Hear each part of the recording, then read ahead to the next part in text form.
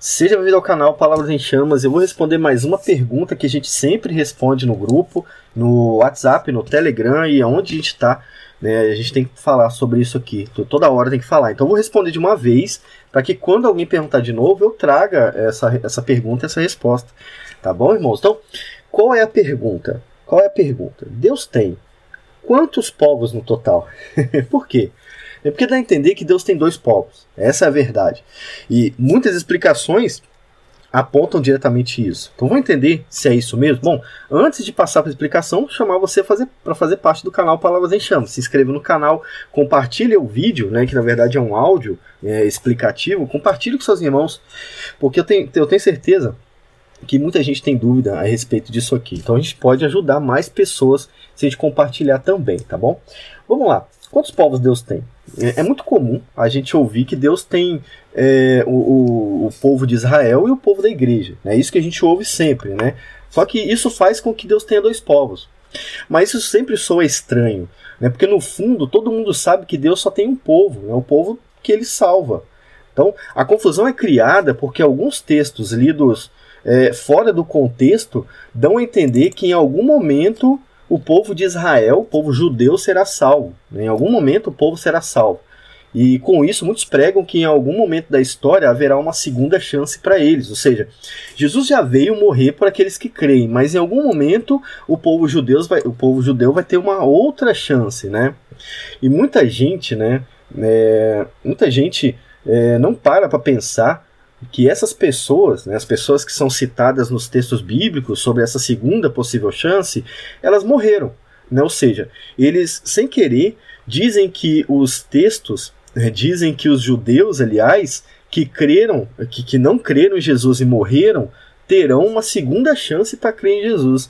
Isso é algo que a Bíblia não apoia, ela nem ensina. Muito pelo contrário, após a morte vem o juízo de Deus. Então quem morre já recebe aquilo que Deus tem para ela. Se você morreu agora, você já tem dois destinos, e são destinos eternos, né?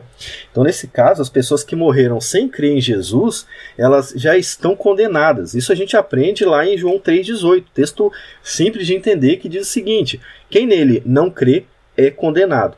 Então esse texto define uma eternidade de quem já morreu, né? Quem creu em Jesus será salvo, é uma condição eterna e imutável, e quem não creu de igual modo, ou seja, essa é uma condição eterna e imutável, quem não creu nesse caso, a condenação, já recebe a condenação, entendeu? Então, quem nele crê é condenado. É essa a resposta a respeito daquele que crê e daquele que não crê. Então, o povo judeu do passado nunca vai ter outra chance, eles já morreram sem receber a salvação e ponto final. Então, Deus não tem dois povos nesse caso, né? Por isso que essa explicação de que o povo judeu vai ter uma segunda chance não bate com a realidade, porque o povo da época desses textos, o povo que não creu em Jesus, que é muito falado nas cartas de Paulo, é muito citado é mais Paulo que fala, né? Então esse povo que não crê em Jesus, ele já foi julgado e condenado por não crer, conforme a gente aprende lá em João 3,19, né? O que está escrito em João 3,19? E a condenação é esta: a luz veio ao mundo judeu, ao mundo dos gentios, a luz já veio ao mundo, né? O que está escrito mais?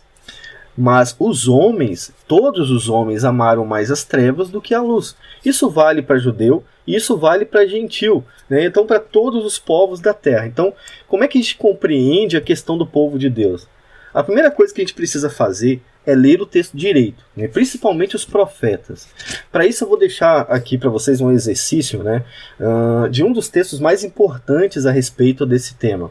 Então abre a sua Bíblia e mais tarde você vai ler o capítulo 34 e 36 de Ezequiel. Então abre Ezequiel e eu vou passar para vocês apenas o versículo 11 ao 13 do capítulo 34 para você compreender a resposta de hoje, tá bom? Então no capítulo 34, versículo 11 de Ezequiel, há uma promessa de Deus para o seu povo.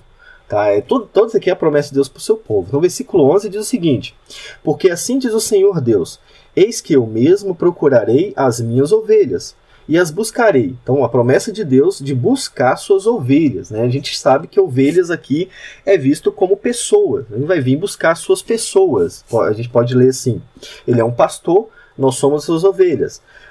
Versículo 12. Como o pastor busca o seu rebanho, então note de novo, ó, o seu rebanho, no dia em que encontra ovelhas dispersas, assim buscarei as minhas ovelhas.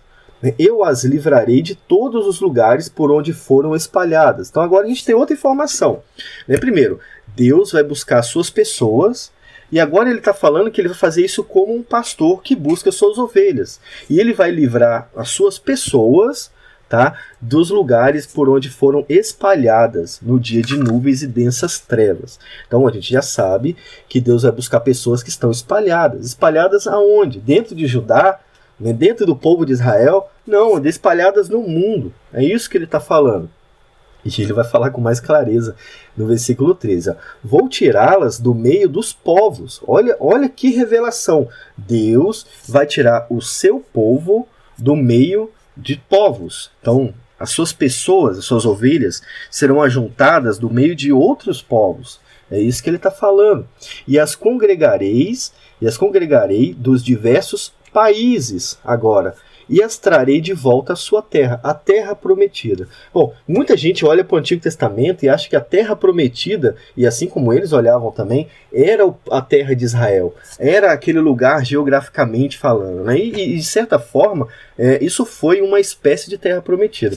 Mas essa terra prometida estava anunciando a terra prometida verdadeira, que é o reino de Deus. Tanto o reino de Deus que nós temos hoje, né, o reino espiritual, quanto o reino futuro de Deus, que vai ser o céu, como a gente chama, né? Então a gente vê isso aqui, ó. Vou tirá-las do meio dos povos, o reino de Deus já faz isso, o evangelho já faz isso, né? E vai congregar dos diversos países, né? E as trarei de volta para a sua terra. O reino de Deus verdadeiro é o reino de Deus formado por cristãos, é onde o rei é Jesus. Então esse é o reino de Deus que nós já fazemos parte, né? E no final do versículo 13, eu vou apacentá-las nos montes de Israel, junto às correntes de água e em todos os lugares habitados da terra. Vou apacentar, eu vou direcionar, vou cuidar dessas pessoas. Então isso responde muito bem, né? Agora ficou mais fácil compreender por que os gentios são colocados como povo de Deus, desde o Antigo Testamento. E não é só isso, o Antigo Testamento já informava que Deus tem um povo só, e não dois, como muitos ensinam. Mas para isso, basta voltar às promessas, né, a promessa feita a Abraão lá em Gênesis, e ver como isso já estava explícito lá também. Para você entender melhor, eu fiz um esboço bem simples aqui, né, mas com o seu próprio aperfeiçoamento, o seu estudo, vai ser mais fácil ainda compreender. Então, quanto mais você estudar, mais fácil vai ser de compreender. Já de cara, já procura estudar sobre Abraão, tá bom? Incluindo Mateus 1, lá no Novo Testamento.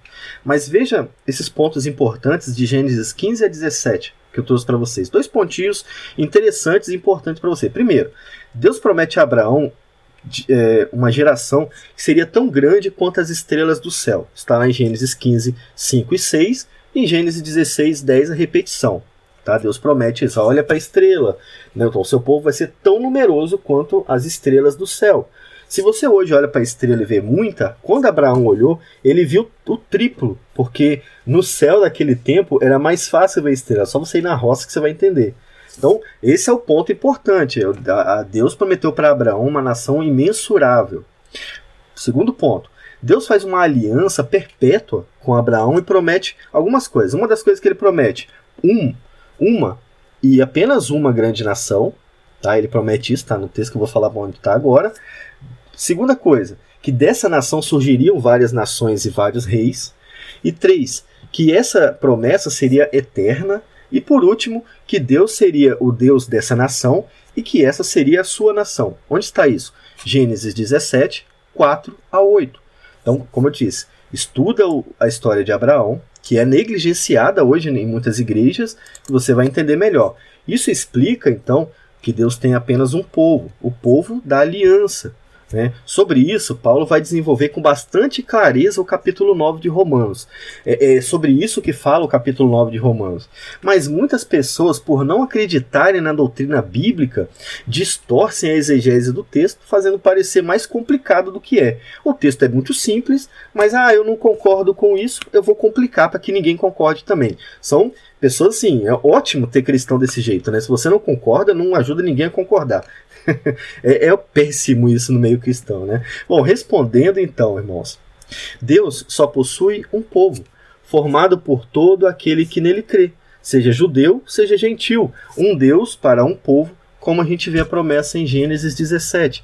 E aí algumas pessoas falam, mas Gênesis 17 fala do Antigo Testamento. Fala, né? Então por que está no Novo Testamento em Mateus 1? Jesus, filho de Abraão, filho de Davi. Tá lá, então, irmãos, por favor, conheçam mais o Antigo Testamento e vocês vão entender por que Deus só tem um povo. Espero que eu tenha conseguido ajudar você a compreender, né, a resposta. Nós passamos por textos importantes aqui. Lembre que você agora precisa estudar Ezequiel 34 e 36 para você entender com mais profundidade. Lembre que você precisa compreender também Gênesis 15 a 17 com mais profundidade, tá? Depois você vai ver, você vai fazer o seguinte, vai em Mateus 1 e leia o versículo 1 e o versículo 21 e game over para essa ideia de que existem vários povos. Deus tem um povo que é o seu povo eleito, né? O povo da aliança, que é formado por todo aquele que nele crê. Fique com Deus e até a próxima pergunta que vai surgindo aos poucos aqui no nosso canal.